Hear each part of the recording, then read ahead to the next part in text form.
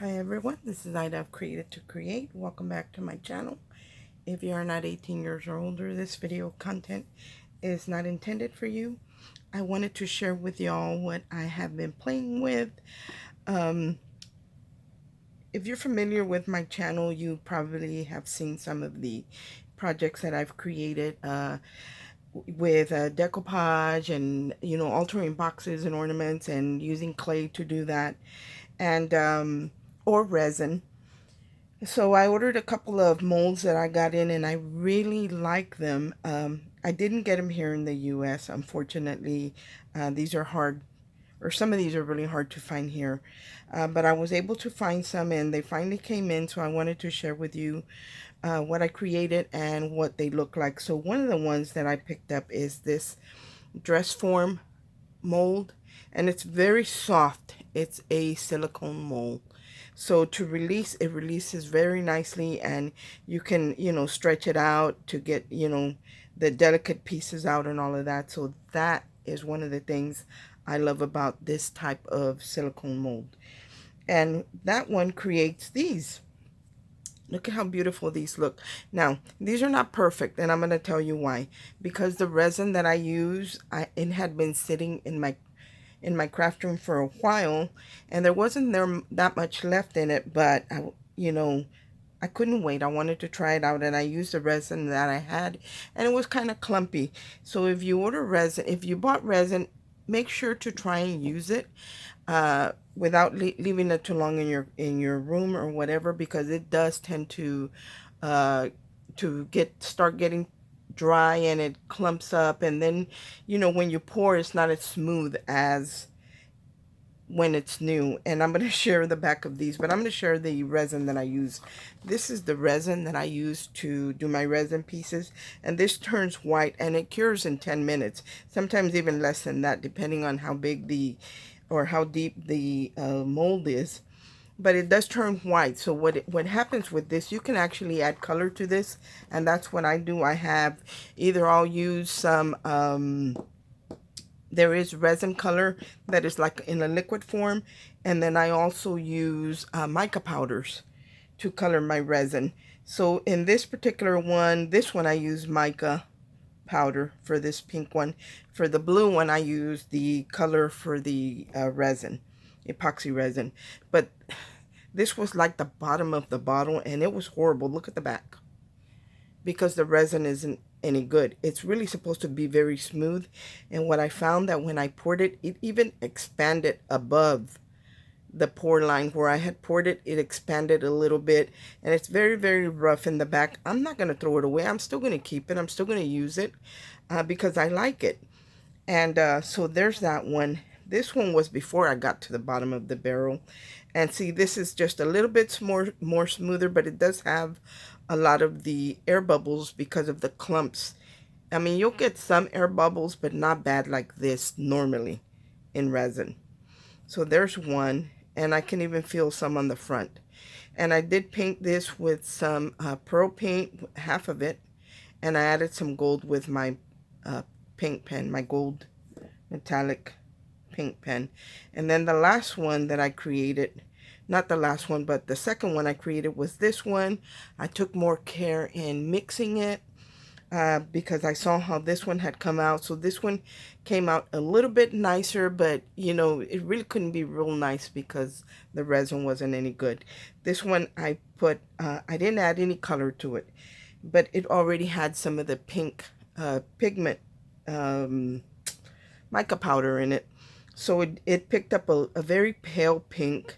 And then I added some paint here. I painted it with acrylic paint that is a pearl pink. And again, I added the gold. And I'll turn this to the back. See, you can still see how it's the way it is in the back, the roughness. But because the resin wasn't any good. And all I did was I took one of these wooden spools. And these I haven't finished, and I'm going to tell you why. Because I don't have any. I like using rice paper or napkins or even tissue to decoupage on these, and our type of decoupage, not the layering, but the decoupage on wood and boxes and stuff like that.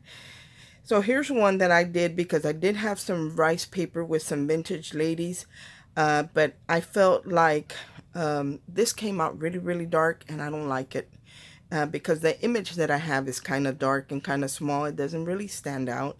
I did do a crackling effect, and you can probably see it better there. Some of the crackling, because I like to do the crackle on them.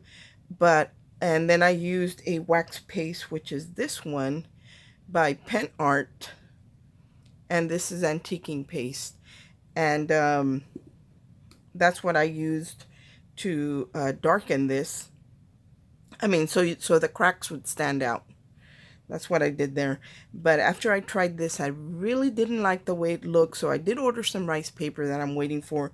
So I'm just going to wait on these and finish them then. Now, this one, even though it's dark, I can repaint over it in white and start again. So this is not a total waste. So I am going to do that. I wish the spools were a little bit bigger, but this is what I had in my stash.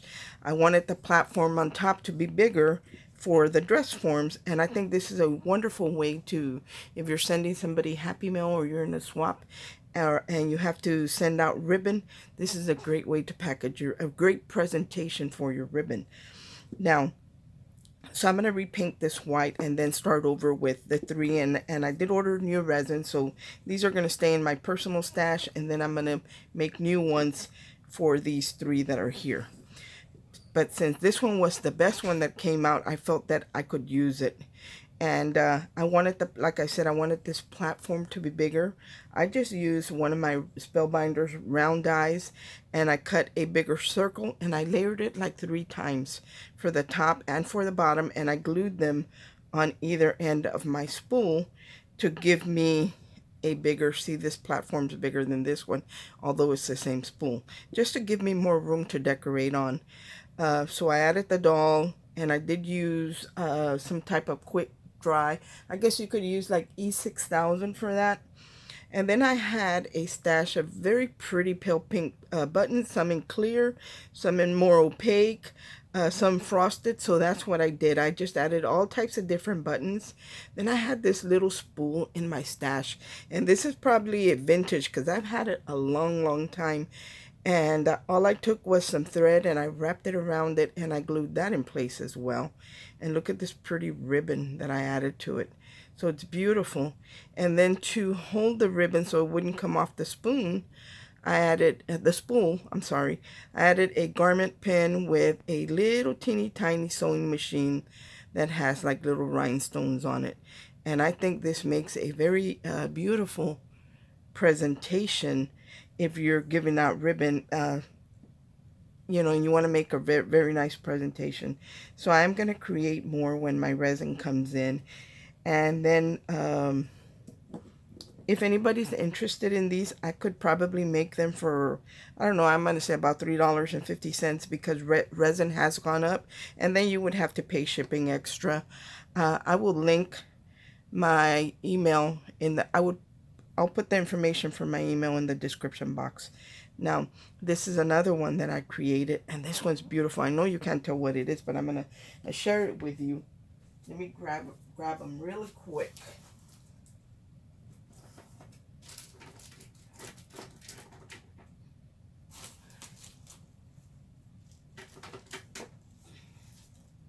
I put them away.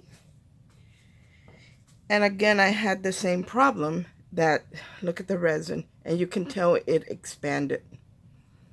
And there's one, and believe it or not, I like the texture because of the old resin. I kind of like the way it makes the dress look like it has some kind of design on it. So that's one of them. This one's in resin, and I want to make these in resin.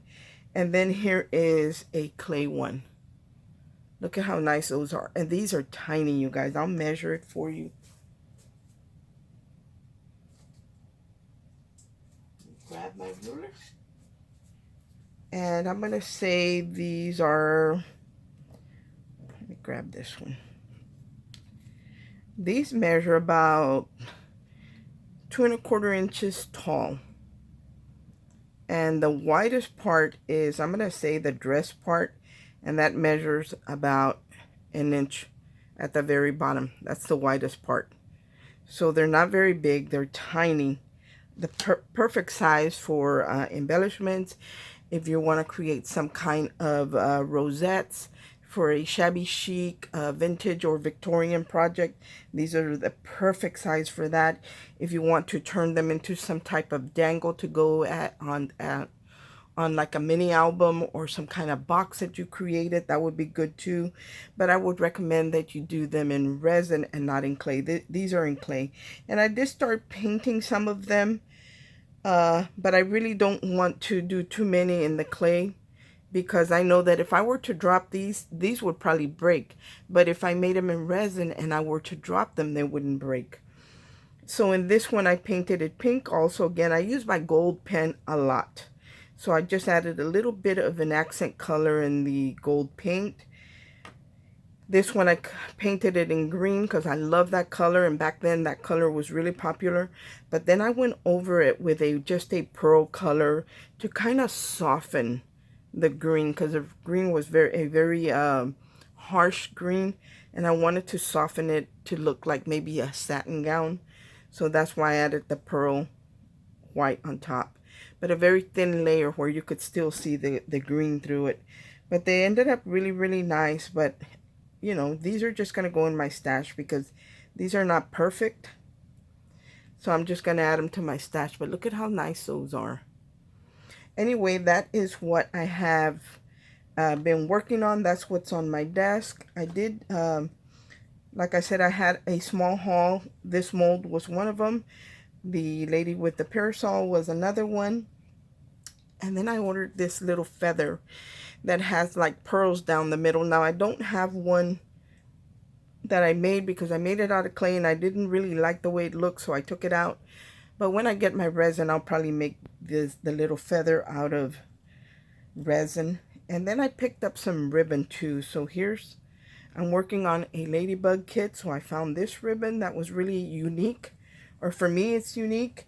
I'm not going to add links to any of this. You're going to have to go and look for yourself, but it's that place where we get the generic dyes. Here is some bee ribbon. Very, very nice.